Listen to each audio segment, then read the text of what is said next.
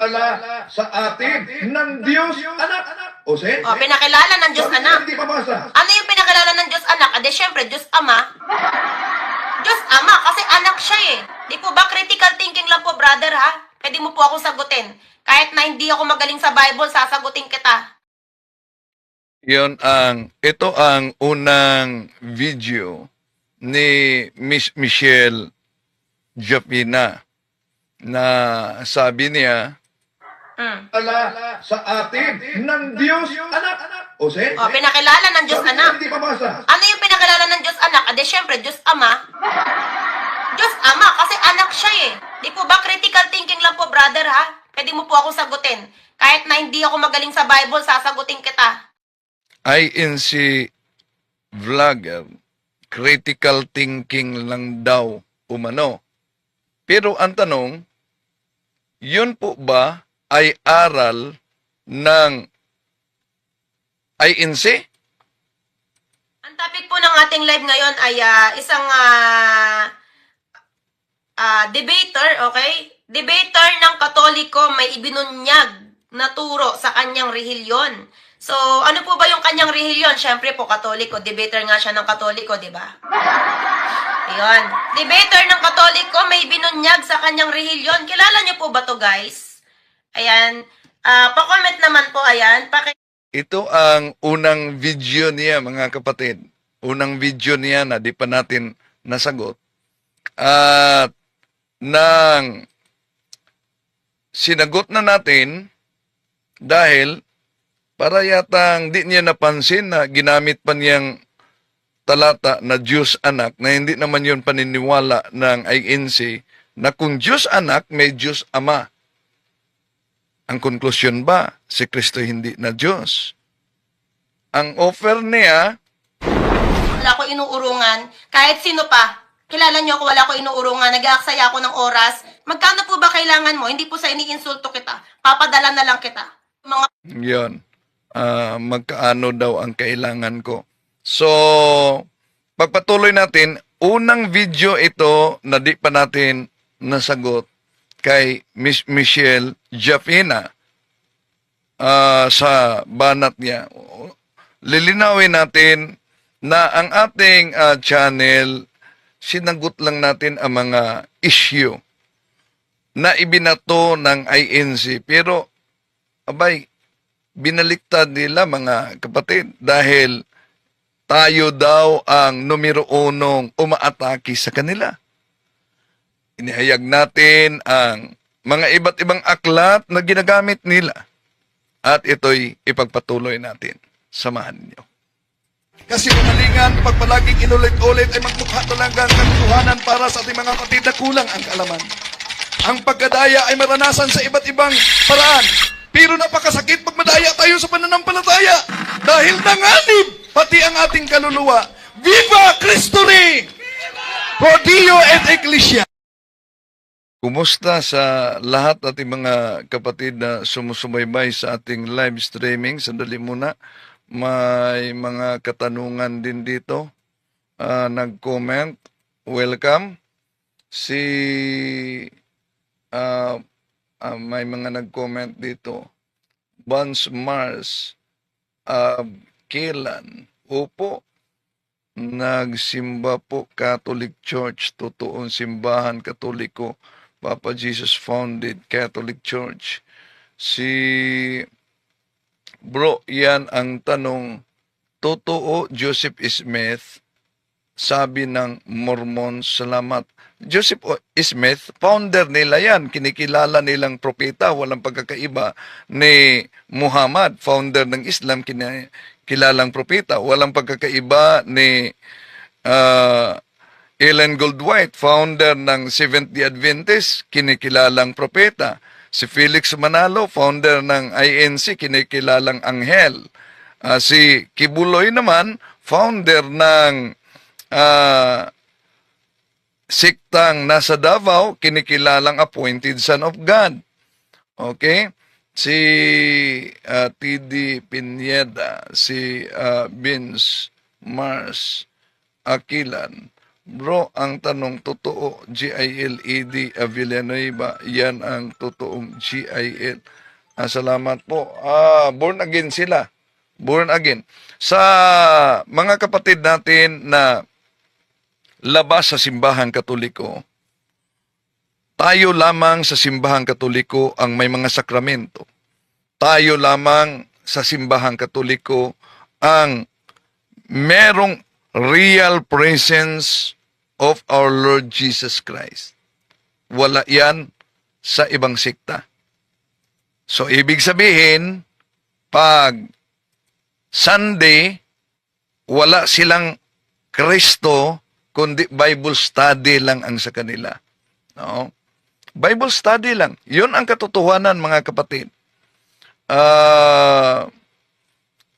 Sa lahat ng mga sumusubaybay, good evening, Bro Wendell, watching from Camarines Sur. Oy, congratulations, Diocese sa Pagadian.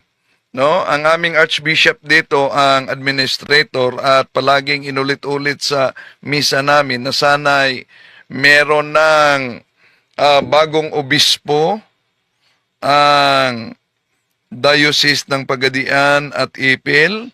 Hintay na lang kayo sa Ipil. Malapit lang sa Ipil. Sa Diocese of Pagadian, congratulations sa inyo. Isang pari galing sa Diocese of Dait ang itinuturong bagong bishop, Reverend Father Ronald Anthony Timoner, ang bagong bishop diyan sa Diocese of Pagadian. Congratulations! So, sa lahat nating mga kapatid. Yan, okay. Di natin pa tatagalin dahil pasok tayo sa punto por punto mamaya. Bahagi lang muna, Nagreklamo talaga si Miss Michelle, bakit bahagi lang umano? At ayaw na niya akong sasagutin, kaya may offer siya, magkaano ba talaga umano ang kailangan ko. Ito ang unang video niya. Ang topic po ng ating live ngayon ay isang debater, okay? Debater ng Katoliko may ibinunyag na turo sa kanyang rehilyon. Dito nanawagan siya na sagutin mo ako. Sagutin mo ako. Yun ang sabi niya. Kahit di daw umano siya magaling sa Bible, pero dito pa lang sa sinabi niya na naiipit dito ang INC. Bakit? Imagine, ito ang pahayag niya. Sa atin ng Diyos anak. Ose? Pinakilala ng Diyos Anak. Hindi pabasa. Ano yung pinakilala ng Diyos Anak? Syempre, Diyos Ama. Diyos Ama, kasi anak siya eh. Di po ba critical thinking lang po, brother, ha? Pwede mo po akong sagutin. Kahit na hindi ako magaling sa Bible, sasagutin kita. So kung critical thinking talaga ang sinabi niya, una, nilaglag mo ang INC kaugnay diyan. Dahil kahit sa Pasugo, Magazine, at sa programa ng mga ministro ninyo sa radio at television, paulit-ulit kasing marinig na may mabasa sa Biblia na anak ng Diyos. Ngunit walang mabasa na Diyos anak. Pero may Biblia na itong Bible na binasa natin, palagi ding ginamit ng mga ministro at binasa din dito ni Miss Michelle pagkatapos may critical thinking siya. Ito ang sabi niya. Sa atin ng Diyos anak. Ose? Pinakilala ng Diyos Anak. Hindi pabasa. Ano yung pinakilala ng Diyos Anak? Syempre, Diyos Ama. Diyos Ama, kasi anak siya eh. Di po ba critical thinking lang po, brother, ha? Pwede mo po akong sagutin. Kahit na hindi ako magaling sa Bible, sasagutin kita. So, yun. Dito siya nainis. Bakit umano inulit-ulit pa parang plakang sira? Ang punto dito, sa critical thinking, Aral ba ng INC na ang ating Panginoong Jesucristo ay Diyos anak? Di po ba? Hindi. Oo. Pero kung sa binasa mo, Diyos anak, edi inaamin mo na ang ating Panginoong Jesucristo ay Diyos. Taliwas yan sa aral ng Iglesia ni Cristo Tatag ni Felix Manalo. Tuloy natin. So, ano po ba yung kanyang relihiyon? Siyempre po, Katoliko. Debater nga siya ng Katoliko, di ba? Ayun. Debater ng Katoliko, may binunyag sa kanyang relihiyon. Kilala niyo po ba to, guys? Ayan. Pa-comment naman po, ayan. Kailangan pa ba akong mag-comment? I-comment naman po. Ayan, mawalang galang na po sa kay brother po. Ito po, reaction video lamang. Wala po. Sige, mag-react din tayo sa reaction video mo, ha? Okay, dahil ito ang unang video na nanawagan ka, kung maaari, sagutin kita. Personalan. Dito lang po tayo Wala namang personalan. Wala talagang personalan. sa topic. At disclaimer din po sa aking mga mahal na manunood at mga solid supporters. Ang ating pong paksa ngayon ay topic lamang po ito. At ito din po ang hangarin ko din po dito bilang tayo ay mga tao na merong pinaniniwalaan sa puso natin na Panginoon Diyos. Ayan, sino man po ang Diyos nyo sa puso nyo, si Kristo man o may isa pang Diyos, yan po ay aking nire-respect. Ilan ba ang Diyos? Ang maling unawa kasi ng Islam at Iglesia ni Cristo na Tatag ni Felix Manalo, pag Trinity, tatlong Diyos. Mali po yan. First, John chapter 5, verses 6 up to 7, for there are three that be recorded in heaven, the Father, the Word, and the Holy Ghost. And these three are one. Di ba napakalinaw? These three are one. Hindi po sinabi, these three are three. Okay, tuloy natin. Respeto o ginagalang, ano man po ang pananaw natin sa ating relihiyon at sa pananampalataya ng bawat isa, yan po ay aking iginagalang again. Okay, paulit-ulit man po, lagi ko po sinasabi sa aking live, irespeto po natin ang bawat isa.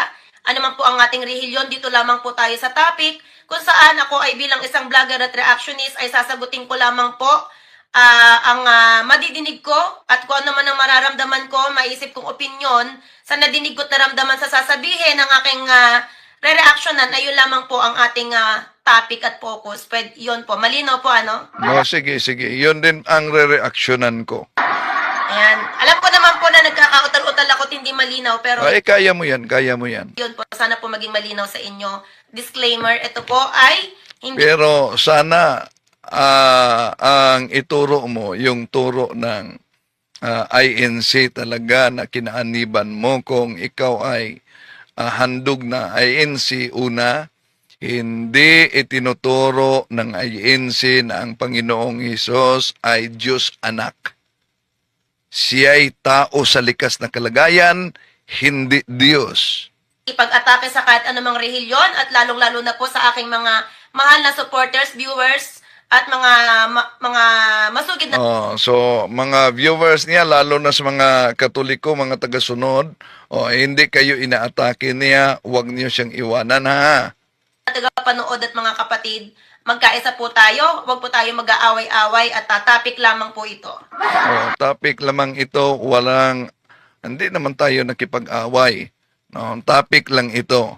At ang problema lang ay pinipersonal nila sa sasagutan na. Ayan, watching from USA, Tony. Kaya nga sinabing magkaano daw ang kailangan ko. Ayan. So ngayon, mga kaibigan, again, ang topic po natin, mawalang galang na po sa mga mahal nating Iglesia Katolika na nanonood po sa atin. Again, Talagang mahal ba ninyo ang Iglesia Katolika? But, pati pare ng ibang sikta, pinakilala ninyong Roman Catholic. Di po ba fake news yan? Sino ba ang ama ng kasinungalingan sa Juan Kapitulo 8, versikulo 44? Sa susunod, tatalakayin natin yan. Ito muna ang bahagi. Mahaba ito na video, pero bahagi muna natin, itong bahagi muna, simulan niya na video, ang sasagutin natin, ha?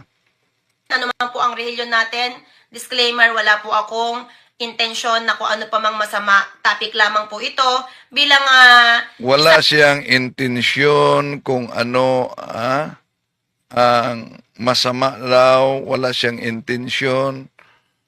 Topic lang ito, pero nagtaka tayo bakit umabot siya nito.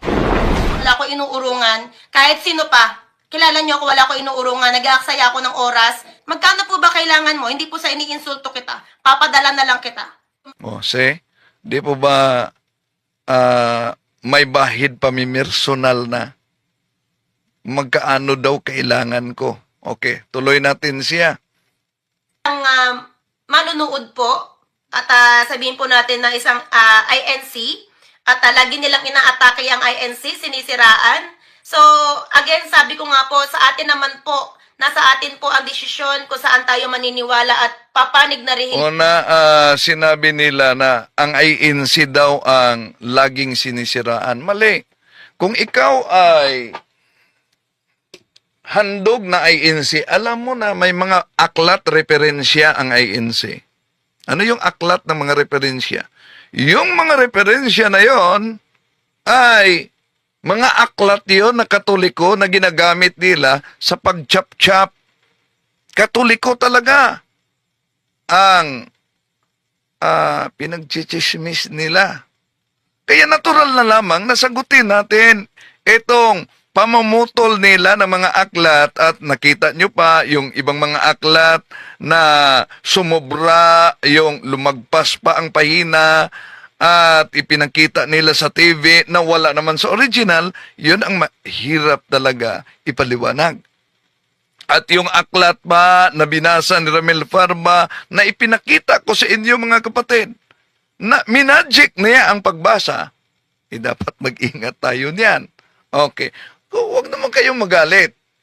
Siguro, pag mabuking, talagang galit ang resulta. Tuloy natin. Yun, at tayo din naman po ang magdadala niyan pagdating ng paghuhukom, ano?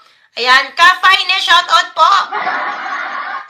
Ayan, good evening, watching from local ng Paco, Manila. Mega love shoutout po, Kanora. Pakishare naman po ang ating live. So, ayan. Tatalakayin po natin dahil po dito ay dinibate po niya, o nireactionan po niya ang ating kapatid na vlogger na si Munting Kaalaman. Ayan, shoutout po kay Bro Munting Kaalaman. Sa ANC ito, si Munting Kaalaman, tinanggal niya yung video niya, yung sagutan namin. Iwan ko bakit tinanggal niya yung video. At yun namang isa na tinig ng karunungan, buong channel, video niya, tinanggal talaga niya. Eto, kay Miss Jafina, naiinis siya dahil ba't kumuha lang ako ng part ng video umano niya, hindi yung buong video ang pinarinig ko. Di pa ba ganun din ang ginawa mo? Kung pinakita mo yung video ko at nag-comment ka. Kaya nga, yung komento mo ay pinarinig ko, inilabas ko din at nag-react ako. Okay, tuloy tayo. Ayan. So, dinibati po niya or niribat niya si Munting Kaalaman. At ako naman po sa mga kapatid natin, for your information, dahil ito na nga yung naumpisahan kong content at nagtatanggol tayo sa ating kahalalan, ay naghanap ako ng mga, sino pa ba ang mga tumira at mga patulong. So, yun, binaliktad talaga nila, no? Na ang Katoliko, ang mga CFD, ang tumitira sa kanila. Sinagot lang natin ang matagal na nilang tira. Dahil matagal na ding, paulit-ulit na kasi iyang mga isyo nila na nagkasulat sa mga Pasugop Magazine, sa kanilang programa. At nang sinagot na yan, punto por punto, yan, mang-uusig na daw sa kanila. Okay. na naninira po sa ating pananampalataya. Nang ninira sa kanilang pananampalataya. Pag sinagot, tagapanira na sa kanilang pananampalataya. Bakit? Booking ba sila sa ginamit ni Sinita na tampered the Bible? Booking ba sila sa aklat na lumagpas ang pahina sa naturang aklat, kumpara sa nakita nyo naman, nakita natin sa original. Nasira ba sila sa ipinakita natin na binasa ni Ramel Parba ang aklat? Pagkatapos, minadjik pala ang pagbasa. Nasira ba sila niyan? So, dito naman po kay brother, mawalang galang na po, with all due respect, okay? Ito po, again, ay reaction video lamang at kung anong masabi ko dito, tulad mo, isang vlogger ka. Isang vlogger lang with all due respect daw. Pero, yun, nagulat tayo dahil pinipersonal na ito. Wala ko inuurungan. Kahit sino pa, kilala nyo ako, wala ko inuurungan. Nag-aaksaya ako ng oras. Magkano po ba kailangan mo? Hindi po sa iniinsulto kita. Papadala na lang kita. Yun. Magkaano daw kailangan ko? With all due respect. Then, mapapari ka man, ano man ang iyong profesyon, ako sabihin mo man na ano man ang profesyon ko, lahat tayo ay may karapatan na sumagot, okay? Na tawag dito, makipag-agrumento po ba yon? Or sumagot sa kung ano yung ating, ay na lang. Okay. Dami ko sinasabi, disclaimer again sa mga Ay na lang. nag-comment din po sa akin, shoutout sa inyong lahat. Doon sa nag-comment sa akin, dalawa lang naman po sila. About po sa Bilbia o Rehilyon daw po. Ayan, disclaimer po, ako po kasi ay matagal na dito sa Japan. At ang aking pong gamit na pananalita sa araw-araw ay Japanese. Ayan, sana po'y maintindihan nyo kung bali-baligtad ang aking pagtatagalog. Okay, kaya mo yan, kaya mo yan. At minsan nga po hindi ko na masabi dahil halos nagka-amnesia na po ako dahil sa magto 20 years na po ako dito sa Japan. Ayan. Kayo man po ang gumamit ng salita ng ibang bansa araw-araw ay pagtanong nyo po sa iba, talaga makakalimutan nyo po yung ating sariling sariling salita. Kahit gusto man nating huwag, pero nakakakalimot po talaga. So, ayan, umpisahan na po natin. Ito po ang paksa natin ngayon ay about po sa kulto, okay? Ang pinagtatalunan po nila ay about sa kulto. At bakit ba nandiyan sa thumbnail natin na etong si brother ay merong ibinunyag sa kanyang sariling rehilyon o religious na lang, religious. Sama na, oy. Englishin na lang natin religious, okay? Sa religious, okay? Hindi, iba ang religious, iba ang religion. Religious, iba yon, iba din ang religion. Relihiyon. Ayan, tama. Tama ba guys? Relihiyon? O yung big. Ito, bahagi lamang ito, mga kapatid. Mahaba ito. May nabasa ko dito. Wali Pampusa. Ano ma problema mo sa INC? Bakit ka ba nakikialam sa INC? Sabi ni INC ka ba, Wali Pampusa? Una, wala naman akong problema. Kundi, ang problema lang sa INC mismo, na-booking sila. Bakit na-booking sila? Nalaman, alam nyo, di po ba ang INC naglabas na pari daw ng Katoliko? Pari daw ng Katoliko. Na-convert, Roman Catholic. Pagkatapos,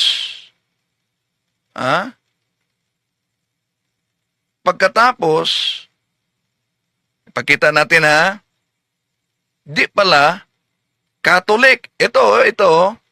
Sa lokal ng Camarin Distrito ng Caloocan North, kabilang sa mga dumalo at nag-anyaya ng mga panauhin ang isang dating paring Katoliko. Dating paring Katoliko 14 na taong naging pari at nagsilbing parish priest ng Epiphany of the Lord Parish. Okay, ang Epiphany Parish naglabas na ng opisyal na pahayag na hindi ito pare ng simbahang Katoliko Romano. Camarin, Caloocan City, si Florito Martinez. Oh, so dito nakita ninyo nang sinabi niyang pare daw ay lay minister ang ipinakita. Oh, 14 na taong lay minister. Lay minister, hindi pare. naging pari at nagsilbing parish priest Oh, ng parish priest ba ang anong tawag niya, 'di ba? Fake news niyan. Oh. Pagkatapos malaking problema talaga 'yan.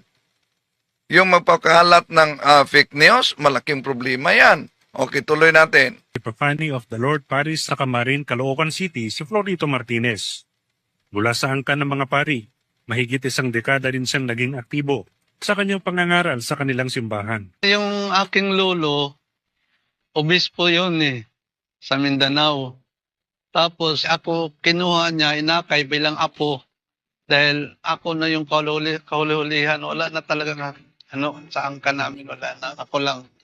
Tapos pinasok ako doon sa Davao, sa seminaryo.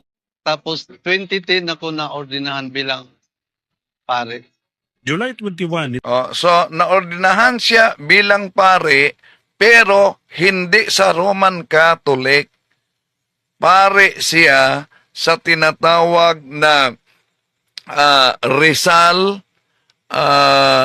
Incorporated ba yon? Sa Surigao, mga kapatid.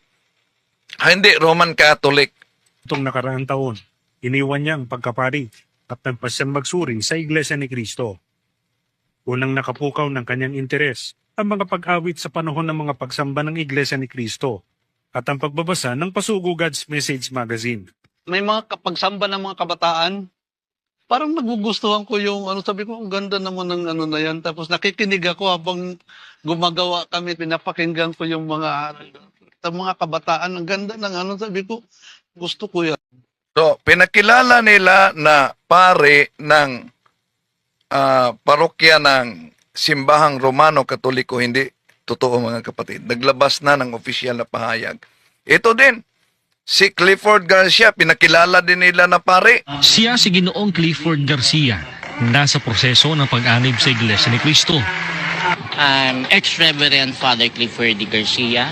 I took up my studies at San Carlos Seminary, my formation, and I'm a graduate of AB Psychology at Perpetual, and I'm a missionary priest, Roman Catholic. Oh, Roman Catholic pa. Grabe talaga, no? Roman Catholic pa. Oh. Sandali, ano yan?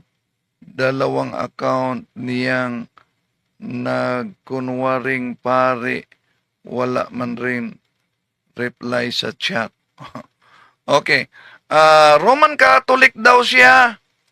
And then I have studied both since I took up my theological at Don Bosco, and then Oriental Orthodoxy. I have been there. Yung kanilang theological. So, kinumbine ko sila. Inihayag niya ang kanyang damdamin nang itanong namin ang dahilan kung bakit siya nagpasyang tumalikod sa dating paniniwala. I found the truth. I mean, pagod na ako sa kasinungalingan Oh, pagod na daw siya sa kasinungalingan kaya yumakap sa Iglesia ni Cristo. Tingnan natin yung yung dogma of purgatory. Wala na Oh, imagine, kung totoong paring Katoliko Romano ito, sinabi pa, dugmang purgatory, wala na daw. Ano, nag-expire? Imagine, pero, tuloy muna natin. So, nung palang sinabi na ni Pope, Ni Pope, pinalitaw pa sa interview ito na may Santo Papa sila. Pagkatapos, nawala na daw ang dogma o purgatory. stupidity to proclaim that dogma of purgatory. Sino kaya na Papa ang sinabi niya dito na wala na ang dogma ng purgatory? Because there's none in the Bible. Yun yung pinakamahirap. Actually, inaano na nga namin yun eh. Ilalagpasan namin. Dito, makita ninyo, may katabi siya. Na yung katabi niya, yon ang napaulat na bishop na nahuli. Paggamit ng shabu ng isa raw nagpapakilalang pare sa Cavite. Palusot niya, nagre-research lang siya para makatulong sa mga drug addict. Pero agad nilinaw ng Catholic Bishops' Conference of the Philippines na hindi pare ng simbahang Katolika ang suspect. Umaksyon si Justin Punsalan. Kita sa surveillance video habang bumabatak ng shabu ang lalaking ito sa bahay na ginawang drug den sa barangay Alima, Bacoor, Cavite nitong Huwebes ng hapon. Noong una, tinutulungan pa siya ng isang lalaki pero sa sumunod na kuha, siya na mismo ang nagsindi sa hawak na drug paraphernalia. Obispo daw ito, ha? Or police at hinuli si Richard Alcantara na isa umunong obispo ng Sacred Order of Saint Michael. Na-recover sa kanila ng kanyang kasama na si Perlito Alibay ang 3,400 pesos na halaga ng shabu at mga drug paraphernalia. Matagal na raw binabantayan ng mga pulis ang kilos ni Alcantara na aktibo pa raw sa pagseserbisyo. In fact, mga 3 months na natin yung binabalidate kasi nga kakaiba naman kasi bishop nga. So nagkaroon tayo ng surveillance dyan, nakuhanan din natin doon sa simbahan, which is nagmamas din po talaga siya. Hindi naman itinanggi ni Alcantara ang paggamit ng shabu, pero palusot niya, paraan niya ito para makalapit at matulungan ang mga nalulong sa iligal na droga. The Dogmang Purgatory. Kasi ako yung una. Niresearch ko lang po yun. Yun po yung ginawa ko nun. Paraan daw niya para matulungan yung nalulung sa drugs, no? Imagine, dugma o purgatory, wala na daw, tinanggal na daw ng papa. Sino kaya na papa? Celibacy. Pati celibacy. Aba, pwede na pala mag-asawa. Dahil pati celibacy, tinanggal na din. Masaya. Masaya daw siya. Kumbaga, natapos ito yung pagkukunwari ko. Isa lamang siya sa mga dumalo sa isinagawang linya. Ayan, isa lang yan.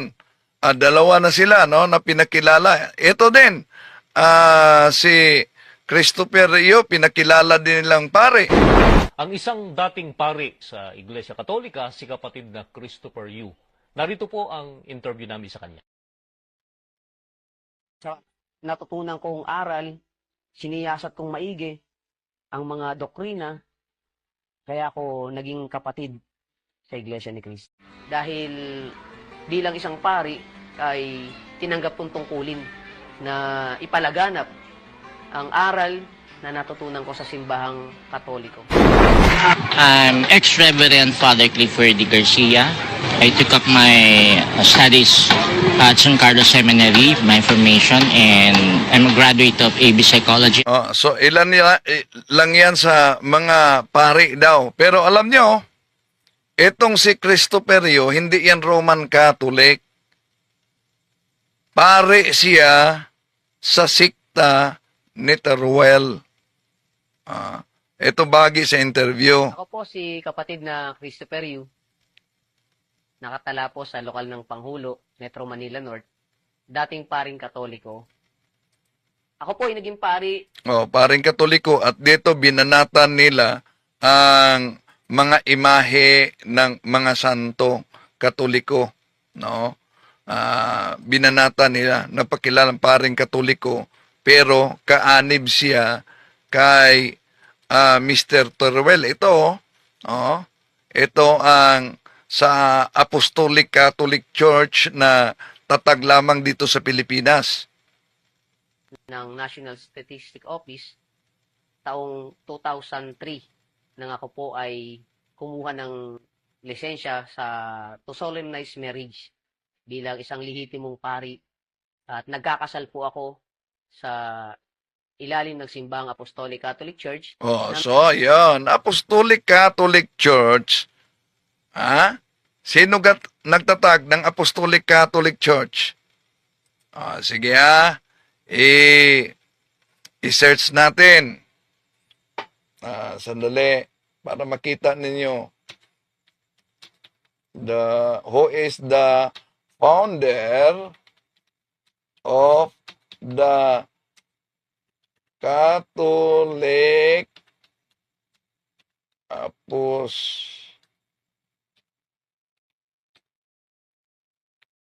Okay, who is the founder of the Catholic Apostolic Church? Ito.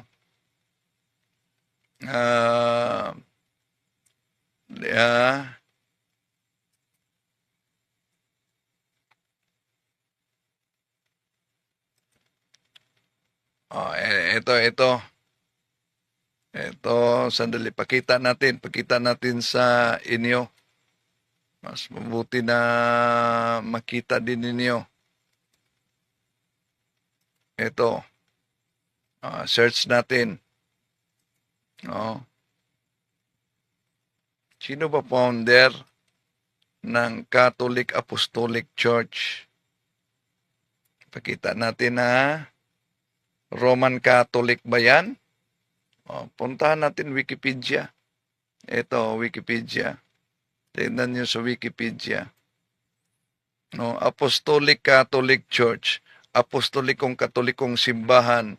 Simbahang Katoliko Apostolika.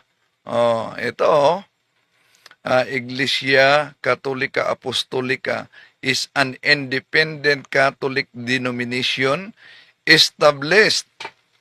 Kailan na itatag? 1992 by John Florentin Teruel. The ECC has its origin as an Catholic organization founded in 1970 by Hermosa, in Hermosa, Bataan. Yan ang kasaysayan ng kanilang the history. The Apostolic Catholic Church started as an mainstream Catholic lay organization. Nagsimula Catholic lay organization that was founded in Hermosa, Bataan in the early 1970 by Maria Virginia Leonson de Teruel. In 1991, the organization schismed with the Roman Catholic Church. Humihiwalay sa Roman Catholic Church due to varying issues. It formally separated itself from the Roman Catholic Church. So hindi ito mga Katoliko Romano. Pero ang pakilala nila at ang tira nila dito ay Katoliko. Member po ng National Council of Churches. So National Council Churches of the Philippines, protestante yan. Nagpamembro sila sa National Council of Churches in the Philippines. Hindi yan Roman Catholic. Yan. Itinuwid lang natin ang mali. So huwag kayong magalit. Pero talagang maramdaman ninyo ang galit kung ma-booking kayo, masaktan kayo. Pero sana tiisin lang ninyo dahil walang pagkakaiba yan sa sugat daw na gamutin ng napaka-epektibong gamot. Maramdaman mo talaga ang hapdi. Pero sa likod yan ay ang kagalingan. So, yun lang ang bahagi na sasagutin natin. To make his message known is our responsibility. So here we are to pledge our lives to the Lord.